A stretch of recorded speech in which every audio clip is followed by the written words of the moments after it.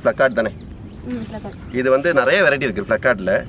இது குறைஞ்சது ஒரு 10 வருஷமாக தானே இது ஆக்கிரமிப்பு ஜாஸ்தி. அதுக்கு முன்னே இது எப்படி வந்துச்சு அப்படின்னா, இதை வந்து ஆர்னமெண்டல் ஃபிஷஸ் தான் கொண்டு வந்தாங்க. இது டேங்க்கில் இருக்கக்கூட பாசானை அதை தான் சாப்பிடும்.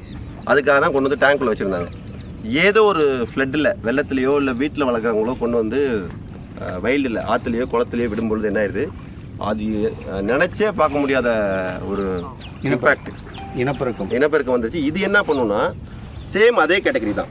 ஆனால் இது ஃபஸ்ட் செகண்டில் இருக்குது. இந்த ஆக்குபை பண்ணதில் திலேப்பியை என்ன பண்ணும், ஃப்ளோட்டிங்கில் இருக்க பாசம் கீழே இருக்க பாசம்லாம் சாப்பிடும்.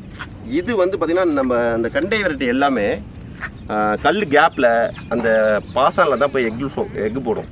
அதை என்ன பண்ணும், அப்படியே சாப்பிட்டு எக்கை ஃபுல்லாக சாப்பிட்ரும். இன்னொன்று, ஸோ இதை ஏன் ஒழிக்க முடியல நம்மளால் அப்படின்னா, இப்போ திலேப்பியாவை நம்ம சாப்பிட்றோம், அதனால் இதை வந்து நம்ம எதுவுமே பண்ண முடியாது. இதை நாங்கள் மாற்றாக ஒரு முயற்சி பண்ணிகிட்ருக்கோம். என்ன பண்ணுறோம் அப்படின்னா, இது வந்து ஈட்டிங்க்கு ரைட்டா அப்படின்னா ஒரு குறிப்பிட்ட அளவு எடுத்துக்கலாம். இதை நம்ம என்ன பண்ணலாம்னா, இதில் இருக்க கால்சியம் இதை ஃபுல்லாக ட்ரை பண்ணி பவுடர் அடைச்சி, இந்த பவுடரில் இதோட வந்து நிறைய பொருட்களை ஆட் பண்ணி நம்ம ஃபீடு மீனுக்கு நாய்க்கு இந்தமாரி நல்ல நியூட்ரியன்ஸ் உள்ள ஒரு ஃபீடாக மாற்றினா இதை ஒழிக்க முடியும். ஆனால் அதுக்கு நிறைய தொழில்நுட்பம்லாம் இது வெளிநாட்டில் பண்ணுறாங்க, நம்ம ஊரில் இல்லை கிடையாது. ஸோ அதை கொண்டு வரதுக்கு நம்ம பிளான் பண்ணணும். அப்படி பண்ணால் இதனால் என்ன பிரச்சனைனா, மீனவர்கள் தான் பெரிய பிரச்சனை. இப்போ பாருங்கள், இப்போ இந்த இடத்துல இது இந்த வருஷம் குறைஞ்சிருச்சு, இந்த வருஷம்லாம் கம்மி தான். காவிரியில் எக்கச்சக்கமாக இருக்குது, நம்ம பங்குனிலையும் நல்லா இருக்குது. இது விட்டுட்டாங்கன்னா இதை கழட்டுறதுக்கு எப்படி 4 மணி நேரம் ஆகும் அவங்களுக்கு. ஒரு தடவை வலையை விட்டுட்டு மீனெல்லாம் கழட்டுறதுக்கு ரொம்ப நேரம் ஆகும். ஆனால் நிறைய அக்வா கல்ச்சரில் உள்ளவங்க என்ன சொல்லுவாங்க, நிறைய ஸ்பீசிஸை கொண்டு வந்து குட்டி மீனாக வாங்கிட்டு போய் டேங்கில் வைப்பாங்க.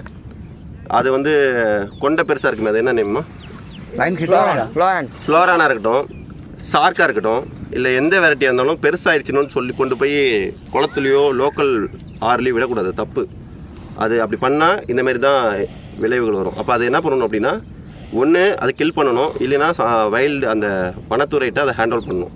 அவங்க கோயில் குளத்துலையோ ஆற்றுலையோ விடக்கூடாது. அப்படி விற்றோம்னா மற்ற ஸ்பீசியஸ்லாம் போகும்.